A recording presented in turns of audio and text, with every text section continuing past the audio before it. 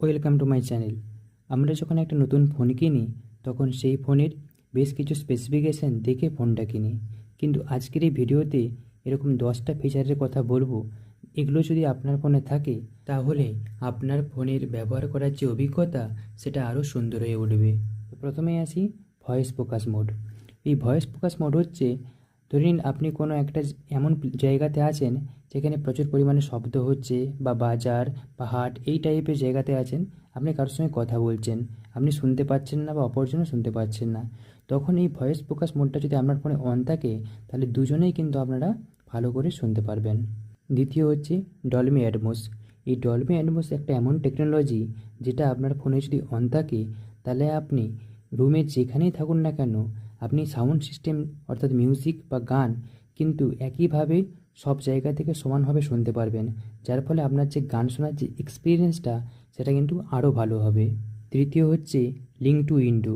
এই link to window সিস্টেমের মাধ্যমে আপনি আপনার মোবাইল ও কম্পিউটারের মধ্যে ডাটা ট্রান্সফার করতে পারবেন বিনা কেবল, অর্থাৎ কোনো ইউএসবি কেবল ছাড়াই। এছাড়া আপনি কম্পিউটারেই আপনার মোবাইল এবং কম্পিউটার একই সাথে দুটো কাজ করতে পারবেন। এরপর কল রেকর্ডিং।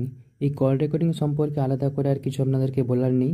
যে ফোনে নিজস্ব কল রেকর্ডিং আছে, অর্থাৎ কাউকে না জানিয়ে কল রেকর্ডিং করা যায়, সেই ধরনের ফোন সবাই কিনতে চায়। তাই এই বিষয়ে আর আলাদা করে বলার কিছু নেই, আপনারা অবশ্যই ফিচারটা আছে কিনা দেখবেন।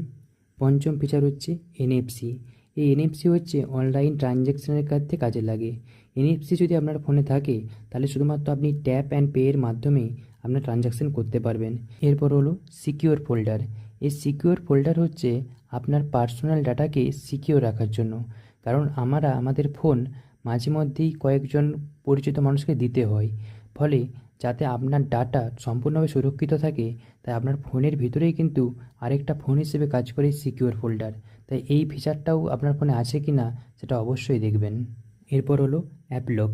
এই অ্যাপ লকের মাধ্যমে আমরা নির্দিষ্ট কিছু অ্যাপকে লক করে রাখি। অনেক ফোনে এটা ইনবিল্ট থাকে, আর যেসব ফোনে এটা ইনবিল্ট থাকে না তাদেরকে বাইরের অ্যাপ দ্বারা ইনস্টল করতে হয়। কিন্তু অবশ্যই দেখবেন ফোনের মধ্যে যেন অ্যাপ লক ইনবিল্ট অবস্থায় থাকে। আর শেষে অবশ্যই বলতে হবে এআই, বিশেষ করে ফটো এআইয়ের কথা। আপনি একটা ফোন কিনছেন, তাতে বেসিক কিছু এআইয়ের ফিচার আছে কি না অবশ্যই দেখবেন। কারণ একটা ছবি আপনার ভালো ওঠেনি, সেটা কিছু চেঞ্জ করতে হতে পারে। পিছনে একটা অবজেক্ট আছে, সেটাকে ইরেজ করতে পারে। এরকম বেশ কিছু ফিচার প্রতিটা ফোনেই কিন্তু এখন পাওয়া যাচ্ছে। আপনি দেখবেন যে আপনার ফোনে কতটা পরিমাণ ম্যাক্সিমাম এআই ফিচার আছে। ভিডিওটি ইনফরমেটিভ মনে হলে চ্যানেলটিকে সাবস্ক্রাইব করবেন এবং লাইক করবেন, এবং অন্যান্য ভিডিওগুলো অবশ্যই দেখবেন। Thank you very much for watching this video.